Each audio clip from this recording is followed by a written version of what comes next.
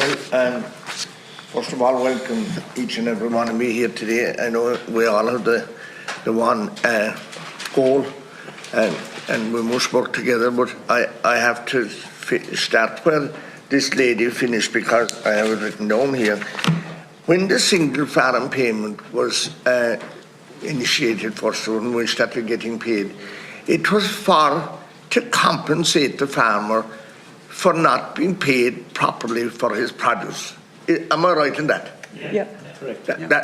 But over the years they've changed and they've eroded, and that's not happening anymore, because there's a pile of farmers, whether we like it or not. The truth of it is they're being paid for not working, or for not producing food, or producing the maximum that their farm could produce. That's the honest gospel truth about it.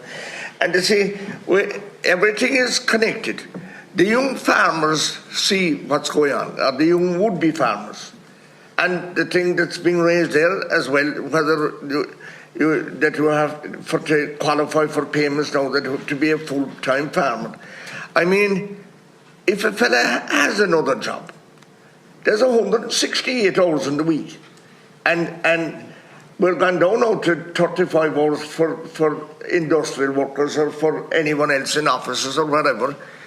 I guarantee you that even if a fella did work the 40 hours off the farm, he's making up for it in the double, as if he took a different job altogether, because they give 3 or 4 hours in bed, and whether it is calving in the middle of the spring or the winter, it's the same story when the harvest is on. They're working through the night, sleeping in the thing at all, and none of us would have survived over the years if we weren't doing something else, because with the high points and the low points, in every 5-year cycle, you might get one right good year out of farming. We've had it this year. We could say with good weather, with good prices, and already the price of milk has gone down. We don't know what we're facing next year.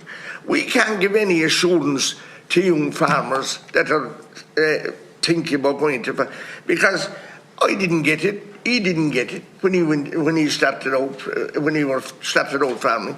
There's no such thing. And moreover now with Europe and so many other fellows with Mercosur and these other things trying to buck their own goat, we'll get cornered in the finish if we'll allow them to bring that in. But we're not working. I don't honestly believe that we're working strong enough in Europe to block the Mercosur, and I'm very worried about that, because we don't. And like to, I praise whoever came out and found out about the Brazilian beef last week. There was someone working, there was some got it there anyway to find that out at this time, because it's a crucial time, and they'll have to recognise that fact, because that's what's happening. And it's like a wedge that would drive into an oak block and go trying to split it. When they'll get the wedge in it all, they'll drive it further. 90 will be 190, no bother at all. And who's going to follow them up? As well. Yeah, if anyone wants. Could I just briefly say on the compensatory mechanism, I think it is really important. One of the things that does affect the structure of this is that it really does redefine cap payments from a compensatory mechanism to an income support. And that's really important, I think probably more important than most farmers and maybe politicians realise. If there's a compensation in recognition of a loss suffered to your detriment, that's an entitlement that you have. You can sit at a table and negotiate that. You can provide evidence of the loss that you suffer. An income support is not something that you're entitled to. And that's a really important change in terms of how Europe is viewing farmers. And it has legal implications to say that we've changed from a compensatory model to an income support model. We're not here to be social welfare farmers. That's not what the people in this country want. I'm glad you raised this, because you see, when we're giving people this option of these schemes for environmental reasons and for to help the climate or whatever, this is not farm production.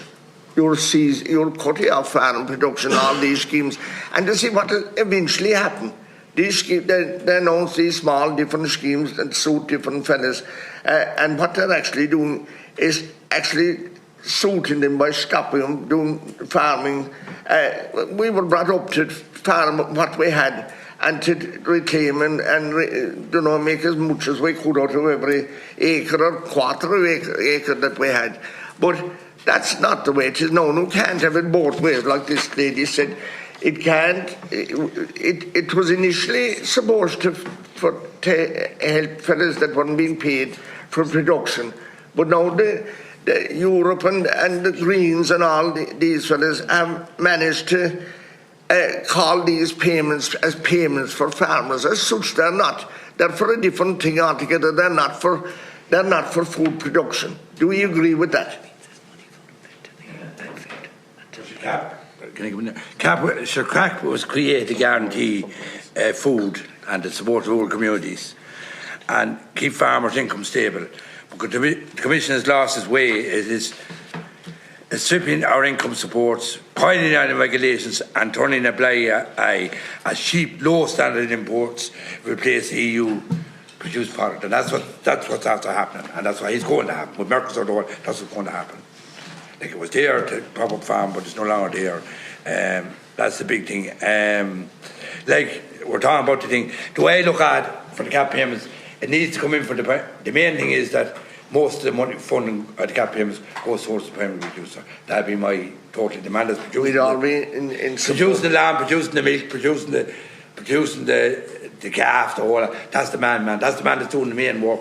Like a lot of people, I'm not saying anything to part-time farmers, but a lot of people that's feeding cattle or feeding store lambs or feeding bulls, a lot of them part-time farmers. But mainly the people that's producing the part is the primary producers, the main people that needs the cap money. They've seen too many bad times over the years. Like we've seen it over the years, 600 and 700 euros for a calf as a win, and not worth shit to no man. Didn't even pay for feeding the cow. So like that's what we want to see in the new cap. Is the main thing is, like I said, incentives that can just say and look after the primary producer and cut ICBF, cut BORBIA, cut all these boys over grants. They're all taking a lot of money out of our single farmer. Cap wasn't brought in to suit them. It was brought in to suit the farmer, not to suit these boys. The other thing then is this fact that we don't have a level playing pitch. It's affecting the tillage, and big time. And if Mercosur happens, it will affect beef, it will affect mutton, it will affect dairy, and you see, when we do get properly paid for 1 year, like I often say we do in 5, when we do get paid for it, then some other genius will carry most of what we increased, like driving up the price of fertiliser, or driving up the price of plastic, or driving up the price of batteries, even for old tractors. Some people think is something they're making so much now. Now's our chance. So, like, there don't seem to be any regulation like that. We got swamped with the cost of fertiliser, whatever they could think of, and now they want us. The other thing that they're at is they wanted us to use this, what do they call it, this urea, protected urea. Protected urea to actually grow nothing. That's the truth about it. And just and name it climate change. And if we were here, seculorum and this earth, we won't change the weather. No one of us. And in the Dáil or anywhere else, we won't change the weather. And he can forget about it if that's what they're at. Thank you. I'll move on to